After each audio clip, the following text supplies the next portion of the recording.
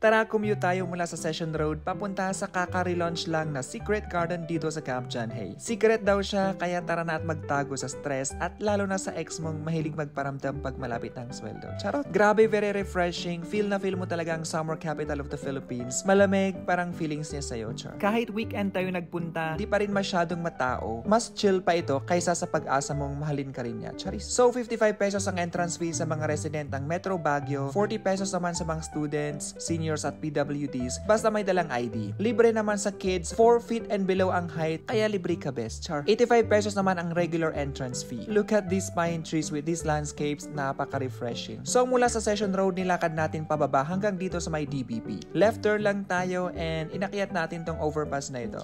Dumire-diretso lang tayo and then at the end, we'll see jeepneys dito sa may Igorot Park. Naghintay tayo ng jeep dito, parang ikaw naghihintay pa sa taong di nababalik. Charot! Sumakay tayo ng jeep na may sulat na Scout Barrio at nagpa-drop dito sa gate ng Camp John Hay. Ang pamasahe ay 13 pesos. Mas mura pa sa isang sachet ng kape na iniinom mo habang iniisip siya. Charot. From the gate, lakad lang tayo. Keep following the road gaya ng ginagawa mo tuwing pinapaasa ka. Pero sige lang, lakad lang. Char. We walked past Lemonade Hotel tapos dito sa lugar kung saan madalas mag-date ang mga magjojowa na magbe-break din. Charis, Peter yarn. Eto na, after walking past this abandoned building, take a left turn sa road na ito until makita mo ang karatolang ito. Then, sundan lang ang sign hanggang dito sa booth ng payment ng entrance fee. Ang Secret Garden ay hindi lang basta garden. Ito ay isang lugar para sa healing, reflection, at sa mga taong gusto lang magmuni-muni tungkol sa life choices nila like, bakit ba ako nagmahal ng ganito? Charis. Napaka-instagrammable dito, sobrang ganda kahit anong angle. Ang bonus pa, andito rin ang Bell House which was built in 1906 as a vacation house for generals. Ang chill dito, parang yung iba dyan na hindi marunong sumagot sa chat. Charis. At syempre, ang Bell Amphitheater built in 1929. Gawa ito ng masisipag na Igorot laborers noon para sa mga gatherings. Dito ang perfect mag-propose. Kasi kung hindi siya pumayag, may amphitheater ka namang pwedeng iyakan. Charot! Huy, joke lang. Kung babalik ka na ng city proper, pwede ka mag-taxi, more or less 120